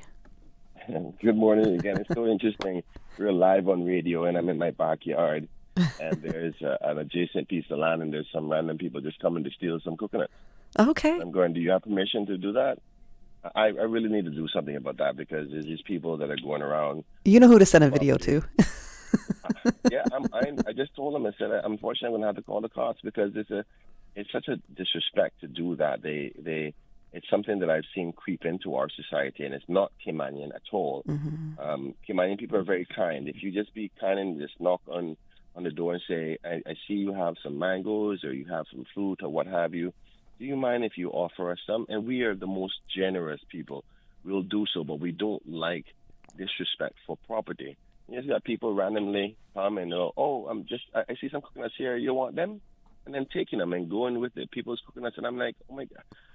I must say our culture is dying so much, and I not only have I heard this problem, but I'm experiencing it right now. Somebody looking in my backyard, creeping over my fence, taking coconuts. I am just so disappointed. Anyway, let's get back to the priority at hand.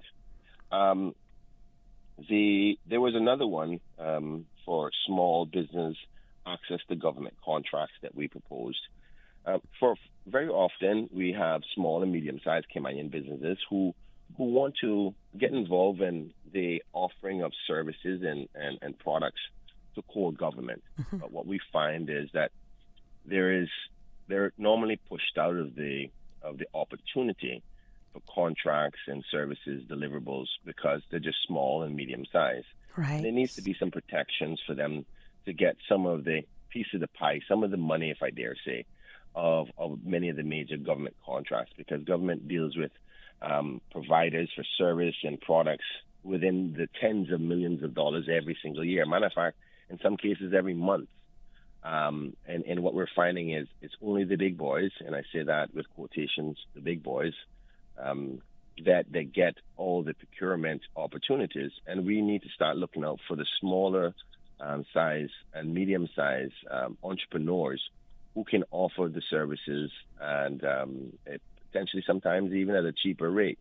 But they don't get the opportunity for the metrics upon which they qualify whether a person can give the service.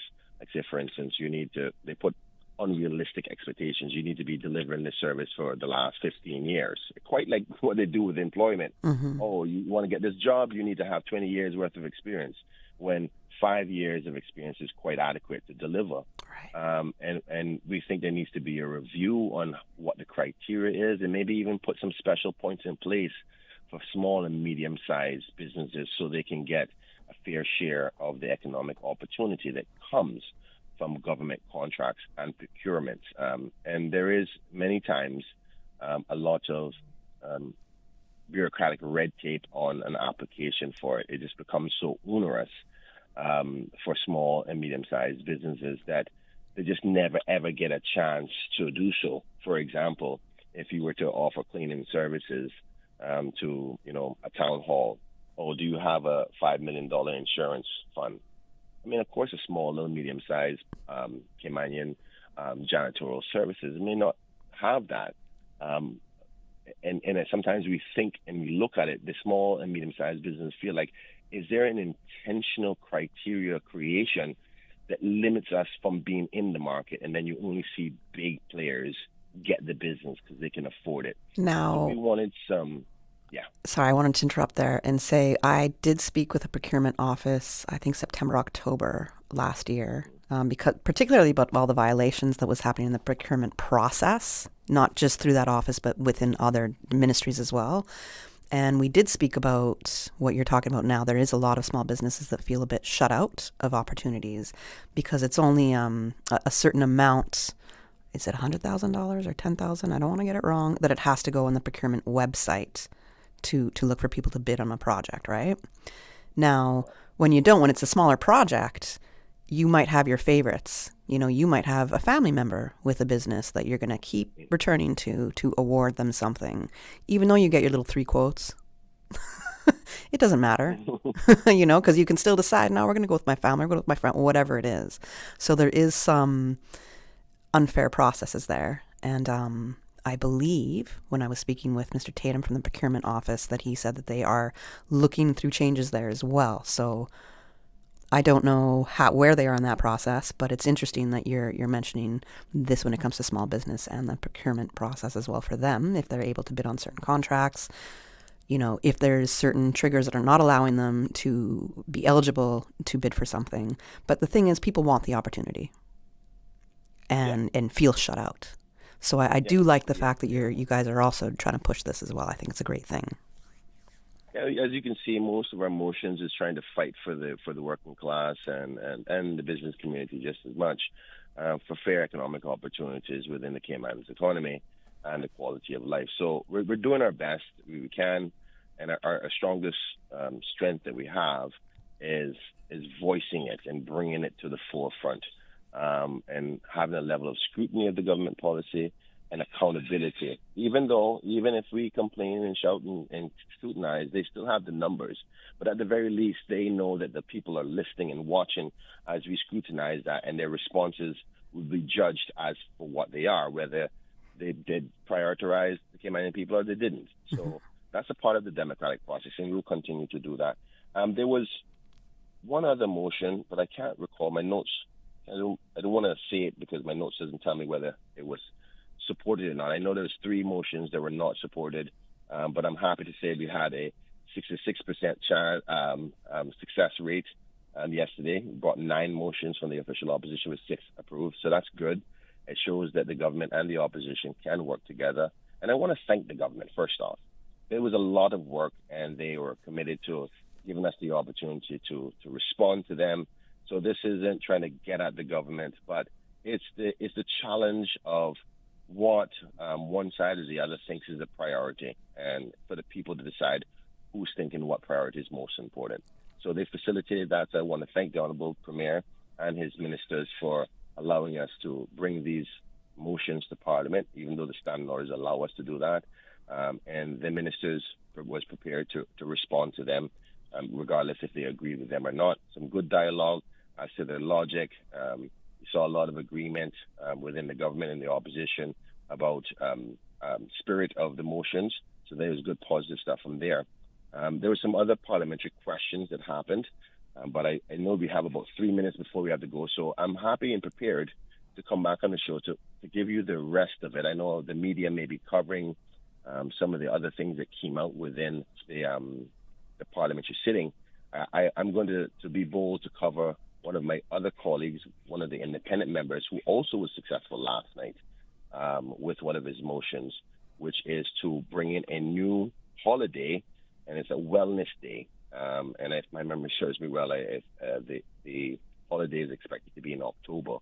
The government did agree with that from the spirit of the international wellness approach to things. And, there's a wellness day globally now. And his argument was that Cayman could be a trendsetter and be the first country in the world to create a holiday for wellness. A day for you just to relax, mentally reflect, think about your quality of life, your own health, those types of things, and your mental health, which is a very important factor. So, the official opposition was very happy to support him in respect to that, and it was fully approved and accepted by the government through their minister, the Honorable Catherine Eubanks-Wilkes, who, from a mental health perspective, agreed with the motion. So we may see in short order government coming out with some announcements as to when, if that holiday will be effective this year or the following year. I'm quite sure everybody would love it to be this year, but again, it's about how quickly can the government make these approvals, because there's a step after that, which is going back to cabinet, getting it approved.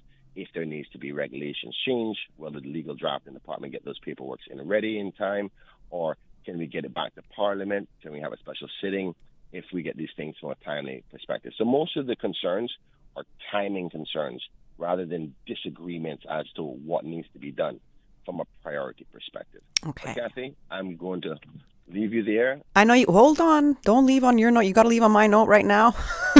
I'm asking you to please leave on my note. So you mentioned the priorities, and you mentioned that you think affordable housing should be in the top 3 of government priorities.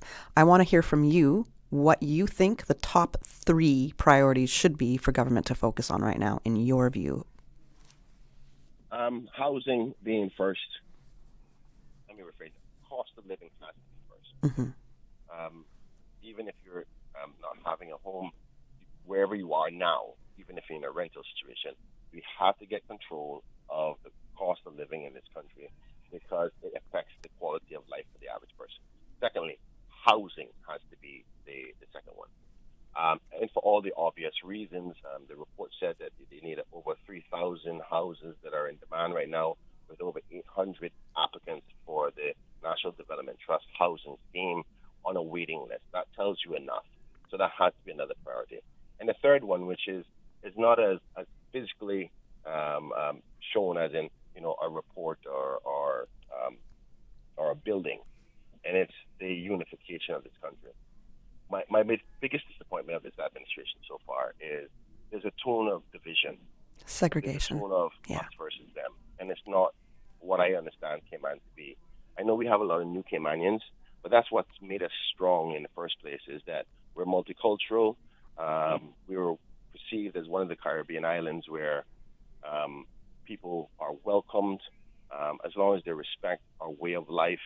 And the response to the lack of respect for our community isn't a lack of respect for those who come, but just to enforce and say, listen, we appreciate you being here, being a part of us, becoming a member of the family by becoming a Caymanian. But I've seen what I feel is to be a division where people who are new Caymanians feel like they're not Caymanians. They don't feel like they're a part of the family because there's a tone of us versus them. And I think that's probably the biggest danger for our long-term success of the Cayman Islands. We can't have two Caymans. There's no such thing as a hole on your side of the boat. If there's a hole in the Cayman boat, and as an analogy, we're all in that boat together.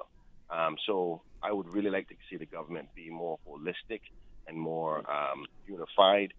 Yes, there is concerns, justified concerns of people who become a part of the Cayman family, not respecting who we are. But doing a us versus them is not going to fix the problem.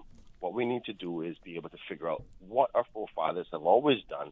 It's not about immigration, but integration, working together. The people on West Bay Road needs to know what's happening in Georgetown Central, what's happening on Crew Road, and what's happening in East End. We got to make sure that people who come always start to integrate. I always hear stories about when people came, like yourself, Kathy. You would go to East End, fish fry, and get to know the East Enders. We're not seeing that enough. We're starting to see people in bubbles that are separate from what Cayman, that is the real Cayman, as opposed to the pretense. And we have to do initiatives of mingling and bonding together because we're in this together, particularly when you become a Caymanian. Why are you here? What is it about? And also Caymanians who were born here, what value do people bring? Because Cayman isn't built by itself. And if a person who becomes a part of the family doesn't feel like they're part of the family, it doesn't work well. It's like you're married, that brother-in-law. Or you're the stepchild. Married into the family. There's an analogy. Uh-huh. Kind of yeah. Yeah. Yeah. So with that being said, I hope that they can take a more unified approach to how to deal with things, because we've got to get the country back together on the same page. But there's a long list of other things, but I'm happy to come back on your show and talk more about them maybe at the next Business Buzz. Okay. I have the opportunities available, so I will be in touch with you. Thank you so much. You gave me an hour of your time today, so thank you. I appreciate it. I know you got to get some other major Parliament work done today, so do your thing. Thank you again for joining us on The Buzz. It was a pleasure to have you on, and I'll be in touch for a future show shortly. Okay? Thank you so much. No problems. To all our listeners, I know we went a little bit over, but as always, it's important for us to get the information out, and it was a pleasure to have Member of Parliament for Georgetown Central, Mr. Kenneth Bryan, also the Deputy Leader of the Opposition, to join me on The Buzz for this last hour.